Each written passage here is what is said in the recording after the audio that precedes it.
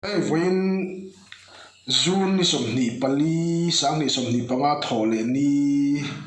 chundar som pani le dar khat inkara khan ngau pa kho chunga le min na sa deu mai a thlenga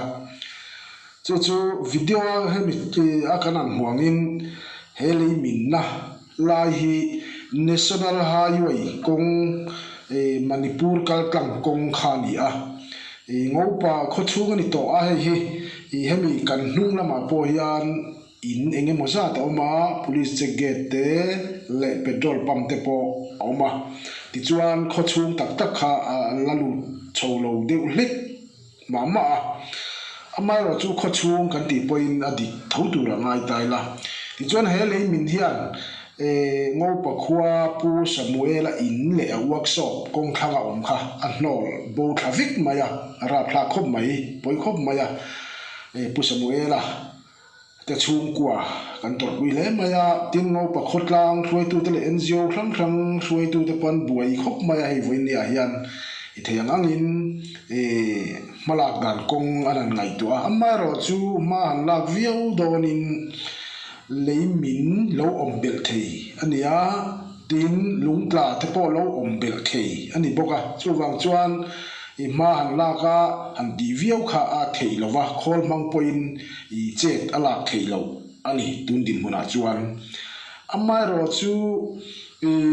kong hran ngai tu dan kong an ngai tu a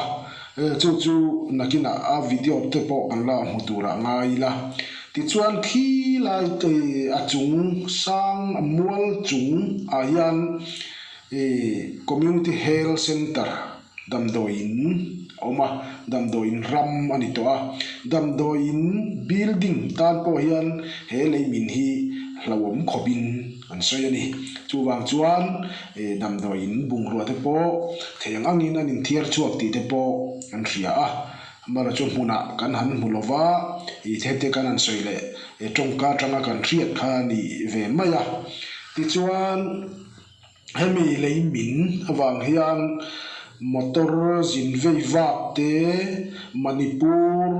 ador bungrua le mimal mamo bungra hrang phurakal motor lian te le mexicap service kho hrang ngau pa sialkal tlang dung le khodung sei chia pui khokon a motor service te pot hian aizol lampanga hian an tang thup mai ani tin aizol lampan tur te po ngau pa kho chunga hian enge moza tan tang boka he leimin hian ati buai vekani motor kalvel kha ti chuan helai mun hi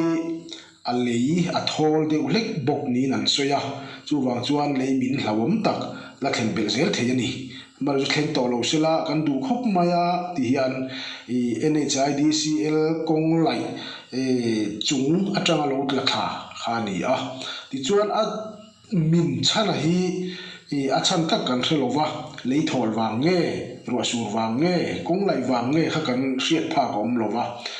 amara chu voina khan ruwa te po sur hnema tukin zinga te po khan ruwa sur hnema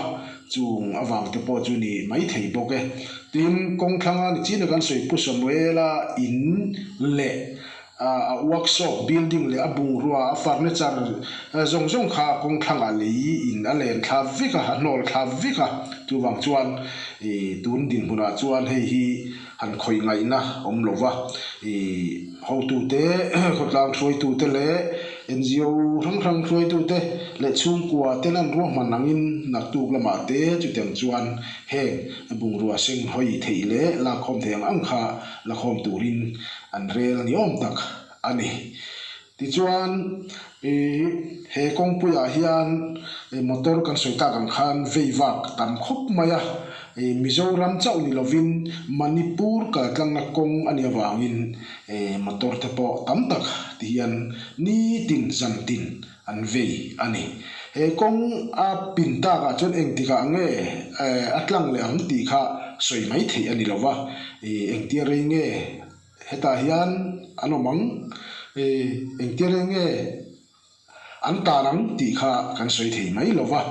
hun chu tu deuh mai thei ani ti chuan kan soi ta kan khan kong hran rek angaya chumi kong hran rek tu chuan ngô pa kho chung rebel to te chuan kan rianga ngô pa la kal ngai lo te chuan kan kher lo mai theya kong an ang siam tum na hi hemi national highway atanga dinglama chowa kilen kon PHE office bul ko na chuak chho tur khania chu kho chung kong omsa khani a hemi kong lai wang hian chu zo thei ani lo wangin ma se tura hian motor te chi mexican chin inan zo thei turin en boi pui mek ani a an siam lai zo har lo tura ngai la khol mang te lai lia ma se duanga khuwa that to lo wangin na tho zum thei lo ani chuwang chuan motor te chi chuan tlang mai thei tura ngai la kan soita kan khan motor lian te ro hi chu an tlang thei hri don lo ani tian an la tang khang hri don ni om tak ani a khoi lam aizol lam pan te manipur lam pan te tin kho rang pan mek te pon yang ti hian an din thup mai kha angai hri phot ani